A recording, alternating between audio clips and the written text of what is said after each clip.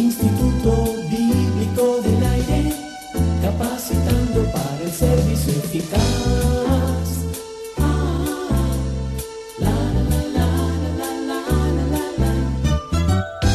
Un saludo cordial, sincero y lleno de alegría para ese atento estudiante del Instituto Bíblico del Aire.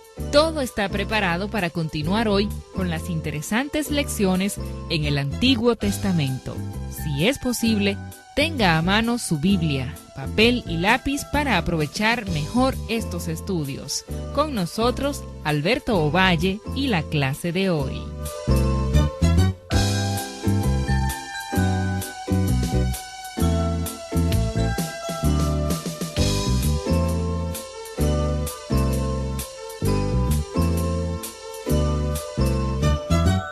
Continuamos con nuestro estudio en el Antiguo Testamento, y habiendo ya concluido el libro de Jueces en nuestra lección anterior, vamos en este día a estudiar el libro de Ruth, o a comenzar nuestro estudio en el libro de Ruth.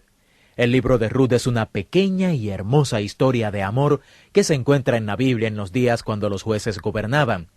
Según el contexto histórico, es bello darse cuenta, si usted estuvo con nosotros cuando estudiamos el libro de Jueces, que estas edades oscuras de la historia hebrea pueden proveer el marco para la hermosa historia de amor que encontramos en el libro de Ruth. Este libro es tal vez la más hermosa historia de amor que se haya escrito alguna vez. Seguramente usted se hace la siguiente pregunta: ¿qué hace un libro como este en la Biblia? El libro de Ruth es una historia de amor, pero es más que eso, es más que una historia de amor. Los primeros 3 libros históricos, Josué, Jueces y Ruth, son los que llamamos los libros históricos alegóricos. Los próximos 6 libros históricos, desde Samuel hasta Crónicas, son llamadas las Crónicas de los Reyes.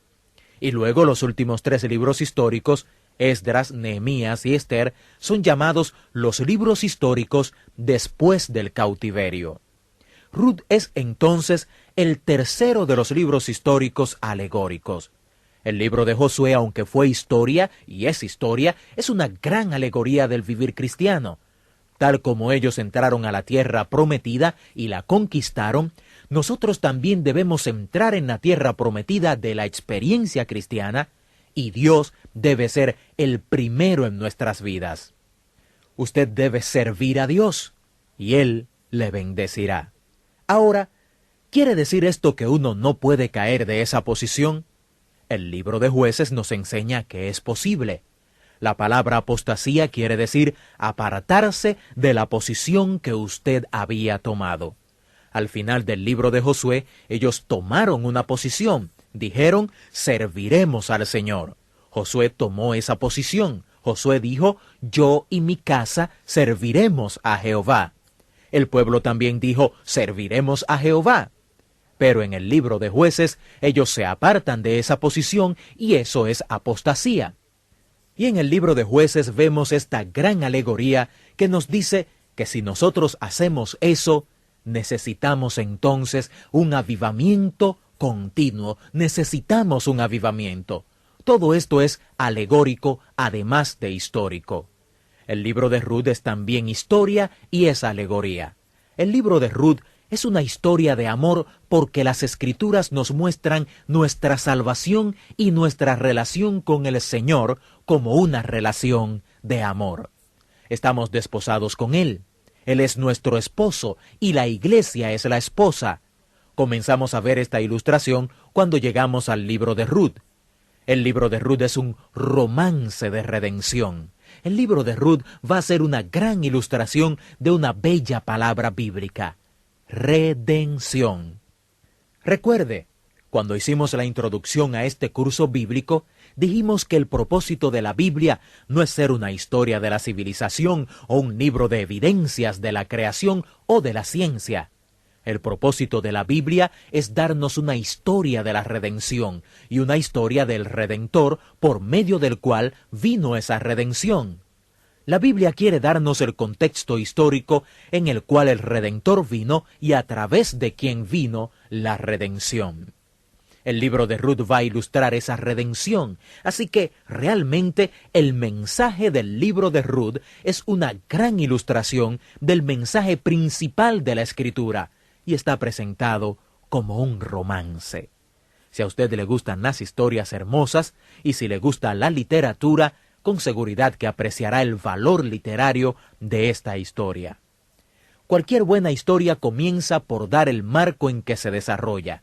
Y en ese marco se responde a preguntas como ¿qué?, ¿quién?, ¿dónde? ¿Y cuándo? Note cómo estas preguntas son respondidas en los primeros versículos del libro de Ruth. El libro de Ruth comienza con estas palabras: Aconteció en los días que gobernaban los jueces que hubo hambre en la tierra, y un varón de Belén de Judá fue a morar en los campos de Moab, él y su mujer, y 2 hijos suyos. El nombre de aquel varón era Elimelec, y el de su mujer Noemí, y los nombres de sus hijos eran Malón y Kelión, efrateos de Belén de Judá. Llegaron pues a los campos de Moab, y se quedaron allí, y murió Elimelec, marido de Noemí, y quedó ella y sus 2 hijos, los cuales tomaron para sí mujeres moabitas. El nombre de una era Orfa, y el nombre de la otra era Ruth, y habitaron allí unos 10 años. Y murieron también los 2, Malón y Kelión, quedando así la mujer desamparada de sus 2 hijos y de su marido. Aquí están respondidas las 5 preguntas básicas. Primero, ¿cuándo? La historia ocurrió en los días en que los jueces gobernaban, y si usted terminó de leer el libro de Jueces con nosotros, sabe lo que esto quiere decir. Luego, ¿dónde ocurrió todo esto? En 2 lugares, en Belén de Judá y en Moab. ¿Quiénes fueron los personajes de esta hermosa historia? Un hombre llamado Elimelec, su nombre significa mi Dios es rey, que tal vez representaba las aspiraciones de sus padres o tal vez un comentario sobre el tipo de persona que él era. Su esposa era Noemí, y esa palabra significa placentera. Ellos tenían 2 hijos, Malón y Kelión, y esos nombres en hebreo significan algo como enfermizo o débil y desfallecer. Tal vez eran muy enfermizos y débiles, no sabemos, pero eso significan sus nombres. Hay hambre en Belén, y esta es la respuesta a la pregunta ¿qué? Hay hambre en Belén de Judá, que significa la tierra del pan y la alabanza, y cuando llega esta hambre, esta familia, Elimelec, Noemí y sus 2 hijos, Malón y Kelión, se van hacia Moab. Moab tiene en las Escrituras una connotación parecida a la de Egipto. Egipto es una figura del mundo y del pecado, una connotación negativa, por supuesto. Moab tiene una connotación similar a esta. Ellos no debían estar en Moab y especialmente no debían casarse con gente moabita. Pero cuando esta hambre llegó, ellos se fueron a Moab, tal como Abraham se fue hacia el sur en el libro de Génesis. Y él fue hacia el sur no solo geográficamente, sino espiritualmente, y hay una alegoría en eso. Tal vez tenemos aquí la historia de la familia pródiga. Ellos se fueron a Moab y estuvieron allá por 10 años. Ahora, si comparamos a Moab con el país lejano de la enseñanza del Señor sobre el hijo pródigo que dejó la casa de su padre y se fue a un país lejano, entonces vemos que hay un patrón similar. Es en el país lejano que se presentan los grandes problemas. Es cuando el hijo pródigo regresa a la casa de su padre que los tiempos buenos regresan. Y parece que aquí tenemos el mismo patrón.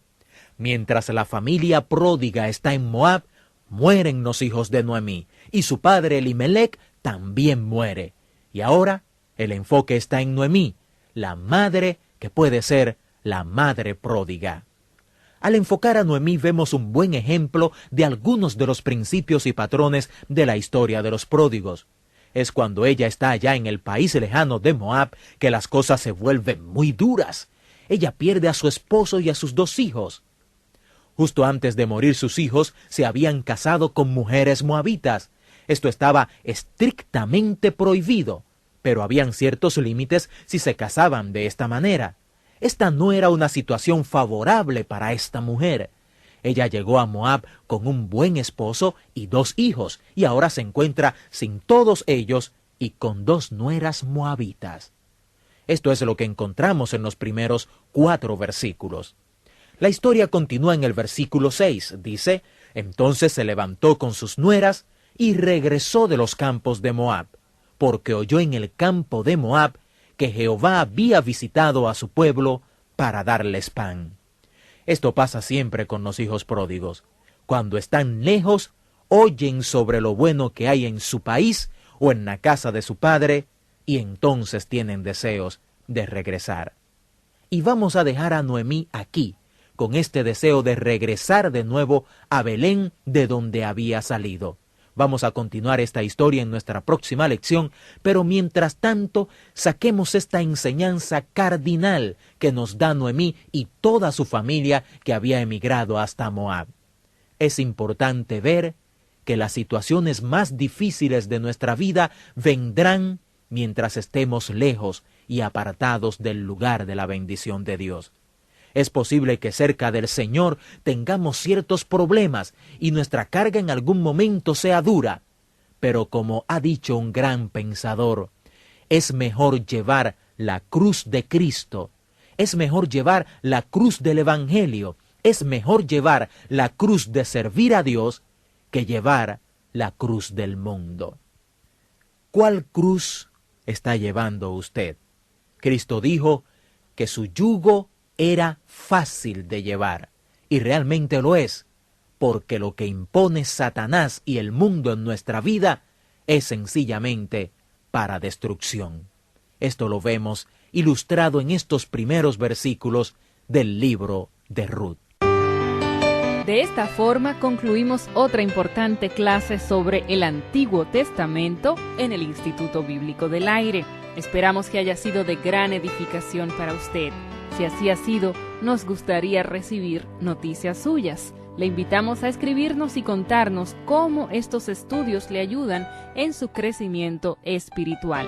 Al escribirnos, no olvide solicitar los materiales de estudio disponibles completamente gratis para la serie del Antiguo Testamento. Esta es nuestra dirección: Instituto Bíblico del Aire, apartado 2805, Miami, Florida, 33265, Estados Unidos. O al correo electrónico iba@transmundial.org. Le esperamos nuevamente en el aula virtual del Instituto Bíblico del Aire para nuestra próxima clase.